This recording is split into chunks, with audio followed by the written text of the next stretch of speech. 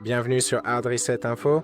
Dans cette vidéo, je vais vous montrer comment configurer les empreintes digitales sur votre Redmi 13.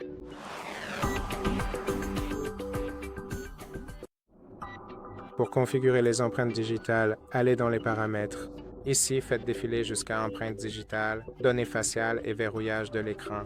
Tout d'abord, vous devez vous assurer que vous avez sélectionné un verrouillage d'écran, car si ce n'est pas le cas, vous ne pourrez pas vraiment configurer une empreinte digitale seule.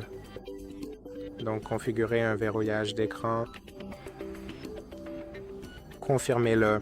Assurez-vous simplement de bien vous en souvenir, car votre téléphone pourrait potentiellement vous demander de saisir votre verrouillage d'écran environ tous les 3 jours, voire même moins ou plus fréquemment, selon les paramètres de sécurité de l'appareil. Cela dépend du téléphone. Ensuite, vous pouvez ajouter votre empreinte digitale en scannant votre doigt sur le bouton d'alimentation qui fait office de capteur d'empreinte digitale sur ce téléphone, comme sur de nombreux autres téléphones Xiaomi. Assurez-vous également de placer les bords de votre doigt sur le capteur afin que toute votre empreinte soit bien scannée.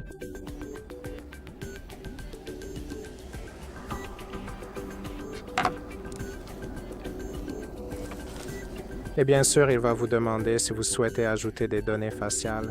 Passons cette étape pour l'instant. Vous pouvez lui donner un nom puis confirmer.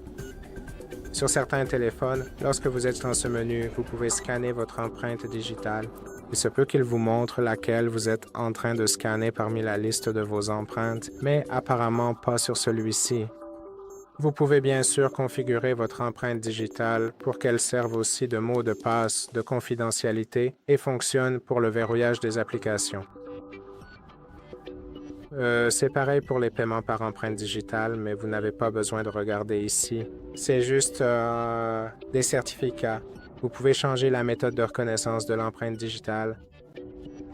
Toucher, ce qui signifie qu'il suffit de poser légèrement le doigt dessus sans appuyer sur le bouton pour que cela fonctionne. Mais si vous l'avez réglé sur appuyer, alors il ne détectera pas automatiquement votre empreinte juste en touchant. Vous devrez réellement enfoncer le bouton. Comme vous pouvez le voir, essayons avec un autre doigt. Il ne va pas reconnaître l'empreinte digitale, mais une fois l'écran déverrouillé, cela devrait fonctionner simplement en touchant dans ce cas. Maintenant, bien sûr, vous pouvez aussi supprimer des empreintes digitales, encore une fois, ici. Déverrouillage par empreinte digitale. Vous devrez dessiner votre schéma ou entrer votre mot de passe. Vous pouvez appuyer sur l'empreinte digitale, changer son nom si vous le souhaitez et cliquer sur Supprimer si vous voulez l'enlever. Si vous avez trouvé cette vidéo utile, pensez à vous abonner, à laisser un like et un commentaire ci-dessous.